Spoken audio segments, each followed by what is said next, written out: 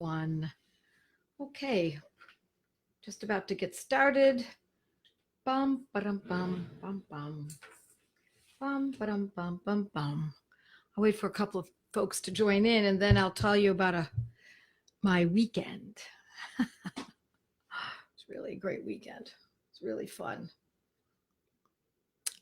Hi, Tiffany, Elaine. Nice to see you. People are joining in now. And I'm going to be talking about a really important medicine. Oh, heart, you too.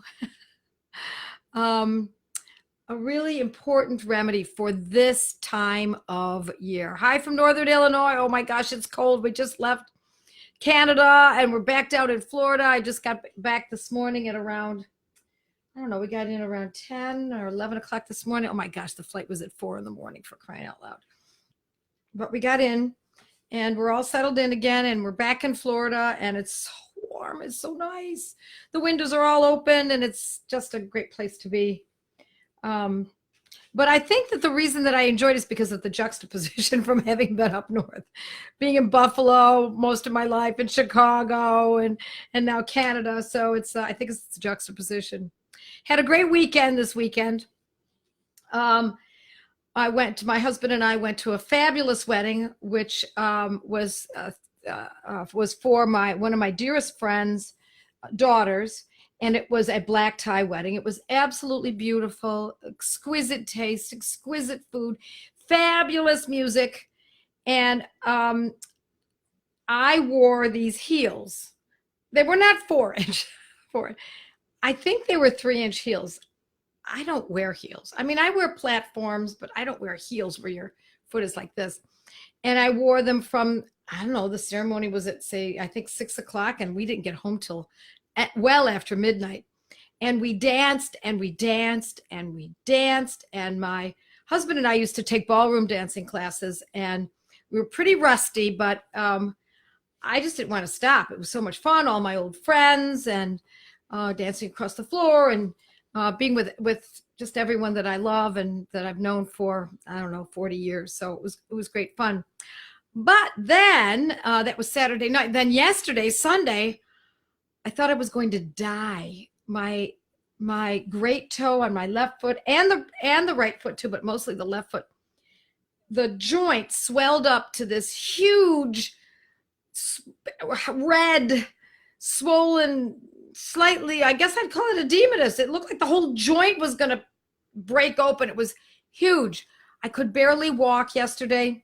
Now, the first thing I did was, I'm sure many of you know, I took Rhus Tox. For those who are new, Rhus Tox, Rhus-Tox. That's short for Rhus toxicodendron. We talked about that, I think, last week or the week before. And I am very bold when I take remedies because I have so much comfort with it. And I'm not urging everyone to do this, but I took a Rhus Tox 1M and it helped me. But it didn't take it all the way down. Then this morning, I didn't have time to take it. We got up at 3 in the morning. We had to catch that flight very early in the morning. And so I didn't have time to think about it. But my as I was telling my husband, my dogs were barking. Holy cow, are my feet killing me? And so it was obviously arthritis. And it wasn't until we got to Florida that I said, oh my gosh, this is ridiculous. I can't walk. I was walking on my heels. So I took Rhus Tox. This time I did it a little differently because it just was what I happened to have. I took Rhus Tox, Rhus Tox, Tox 30 that I had mixed a long time ago, mixed with Symphytum, Symphytum. I'm giving you just this extemporaneous little story. It's not what we're going to be talking about tonight, but it seems pertinent to share this with everyone because, my gosh, I could dance. I would be able to do the tango tonight. Both my feet feel just fine. I took 2 doses, once this early in the morning, maybe around 11, and then I took it again around 2. But even by about 1 in the afternoon, it was much improved. And 2 in the afternoon, I took it again, and I feel great. Now, my toe's still a little swollen, but I'll be able to put a shoe on at least. And then tomorrow, I'll take it again. I'm not going to stop until it's pretty much completely done. So I thought I'd share that with you. It's fun to tell you how I use homeopathy on a day-to-day basis. So tonight we're going to talk about a very important medicine. We're in the Materia Medica. We're still under the A's. And we're going to talk about Antimonium tart.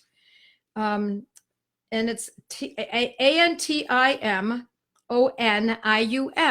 Antimonium. What's beautiful about homeopathy is because it's Latin, these medicines are all in Latin, it's phonetic. It's very easy to figure out. Antimonium. It's exactly how it sounds. Tartricum, or tart for short. Now, this is a medicine. The reason that I'm bringing this up now at this time of year is because its prime indicator is for the use of a hacking cough. That despite the hacking cough, the person cannot get the mucus up. It's almost as though you're saying, come on, you can do it, come on. And they keep coughing and coughing, and they just can't get it up and clearing. So it's that hacking cough. Now, when would we use this medicine? I hope you just paid attention to that, because that's what our contest is going to be based on tonight. When would we use this? Well, it's perfect because this is whooping cough season. This is pneumonia season. This is bronchitis season.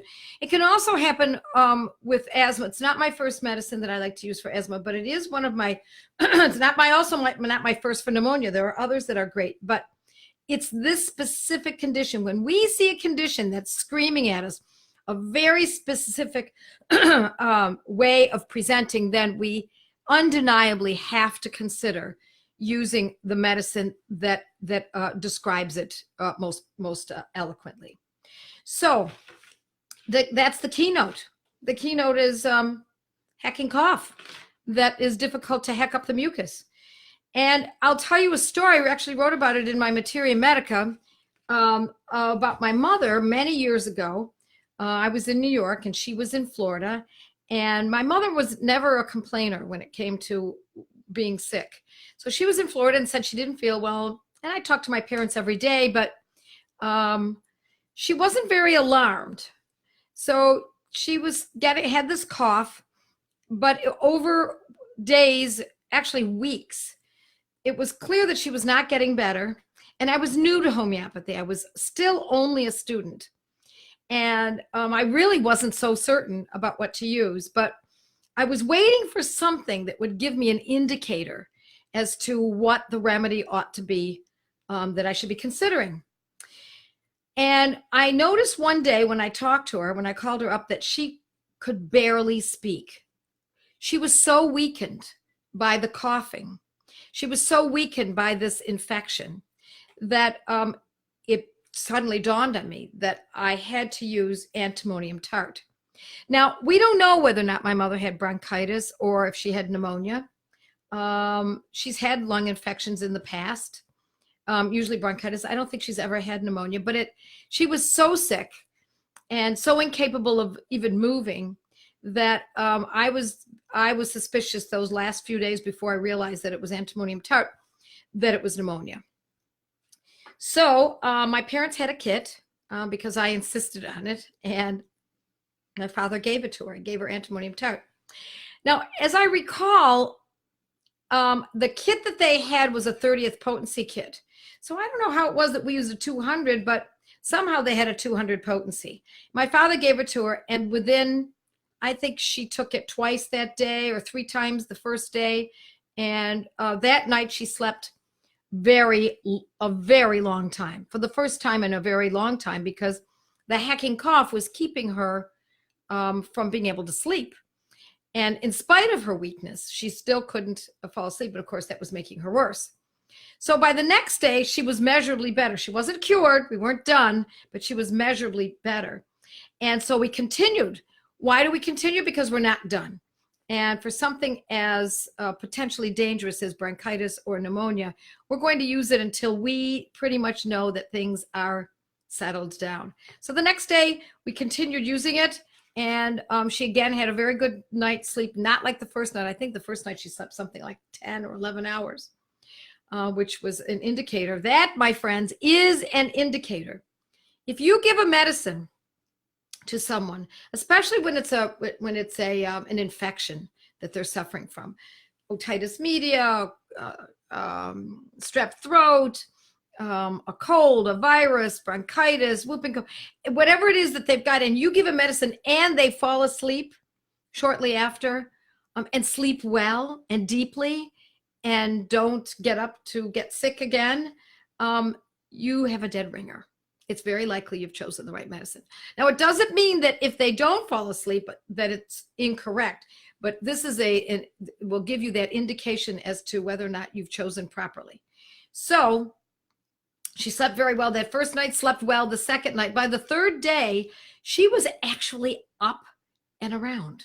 She was doing, she was doing house cleaning. She went out and even did some small errands, came back, took a nap, which is very prudent. I really asked her, please don't go out. I mean, really, when you've got a lung infection, bronchitis or pneumonia, whooping cough, you don't go out. But she did anyway, in spite of my asking her to please stay home. But it was pretty much gone within a few days. It's a beautiful medicine. It's, let me also look up what else I've got here. Oh, they're often worse at 4 a.m, which means that they're going to wake up at 4 a.m. and what are they going to do? They're going to hack. They're going to cough. And they're going to feel as though they cannot get it out. And you're going to feel the same way witnessing what they're going through. So now I don't remember, actually I'm looking back at my notes here. I think I gave this to her or told my father to give it to her, and then she was doing it on her own every 6 hours. You can use medicines twice a day for chronic conditions. You can use them every 10 minutes when it's something super, super severe, like someone is hemorrhaging and you're on the way to the hospital. But meanwhile, you want to do something. You can often abort hemorrhaging with the correct homeopathic medicine. So the more severe the condition, the more likely it is that you're going to shorten the duration between each dose of that medicine. And as the condition improves, then we open it up. Instead of perhaps every 6 hours by the third day, we might go to every 8 hours. Instead of by the next day after that, instead of every 8 hours, we might use it every 12 hours until it's done. Now, a lot of times people ask me, well, what happens if I've given this medicine or another medicine for another condition and everything looked good and then it all came back again. So that must mean the medicine didn't work. No, that's not what it means at all. What it means is that the medicine needs to be reinstated. I mean, if you have a headache, this is medicine, mind you. Now, it's a little different with conventional medicine because conventional medicine's goal is not to uproot the condition, but to just stop the symptoms from being from pestering.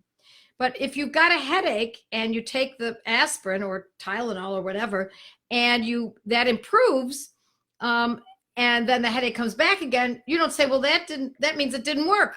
No, it doesn't. It means you got to take it again. And that's exactly how homeopathy works, particularly when we have an acute situation like that. Look at all the hearts. Oh, you guys are great. I'm glad that you're enjoying this. This is wonderful. So this is what it looks like. You can get it from Boron. You can buy it online, Antimonium tart. And again, be sure to put my name when you go to Boron directly. You can buy from Amazon, but if you go to Boron, you get a discount. If you put my name in the little box, just Joette, and you get, I can never remember, 30, 35% discount, something like that. And again, I'm going to tell you, I get no kickbacks. We have no affiliate program with them. I just ask them to please give the discount to you instead of to me. So, tonight, I'm going to ask you, see if we can get some folks. Pardon me? 20%. 20%. Oh, thank you. 20%. Oh, I always misremember that. So it's a 20% discount. Still substantial, especially if you're going to buy more than one medicine at a time. It can be very useful. So, oh, thank you. I look amazing. Really, it's my new look, my red lipstick and my red nails. It's kind of a fun thing that I'm doing lately. So, but thank you. So what we're going to do tonight is I want to ask you, and we're going to get the first person who gets this right, we'll get the medicine sent to them. We'll send it off to you. We hope that you're in the United States, but we have sent them to Canada, etc. So it makes it easier for us if you're in the US, but matters not. So I'm going to ask you, what is the prime indicator for the use of antimonium tart? And I want you to think about this because this is important. Even if you don't win tonight, even if you just, this is how you want to remember this stuff. So that when this indication comes along, when someone is sick with a lung condition and you don't know what to do, this will come back to you, hopefully. You'll remember, maybe you remember my red lipstick and my red nail polish, and I said that it's great for whooping cough, bronchitis, pneumonia, and sometimes even asthma. And it's specific for, what is the indicator? Do we, Carla? Carla was the first one. Mm-hmm. Good going, Carla. I bet a lot of people get it. Yeah, good. Okay, Carla, we'll get your name and address, your full name and address, and we'll get it sent to you. And then we can, someone from Fort Wayne, Indiana. Hi. How long did it take to go down? What does that mean? Do you have any idea? What was that? Oh, the hacking. Oh, she was still coughing, but now it was productive. Instead of it hacking, when the remedy started to act, now it could actually release the mucus. And that was the whole idea, was to be able to release the mucus, because a dry hacking cough is not productive. We want the lungs, the bronchioles, to be able to spasm and then release and get rid of the mucus. Otherwise, it's going to collect, of course, and then we end up with something such as pneumonia. So that hacking cough was gone in very short order. I would say, not completely perhaps, but the coughing became more productive, less hacking, more productive, less hacking over probably a day or so. Now, this was a long time ago. I'm going to say this had to have been, I don't know, 28, 29, 32 years ago, something like that. So I don't remember exactly, but the reason I do remember it, I do remember my mistakes, the big mistakes I've made in homeopathy, but I most often remember the memorable cures. And this was a cure. Now, we saved her from, now my mother was always very much against taking drugs, would practically die before she went to the hospital. So we did not have a diagnosis.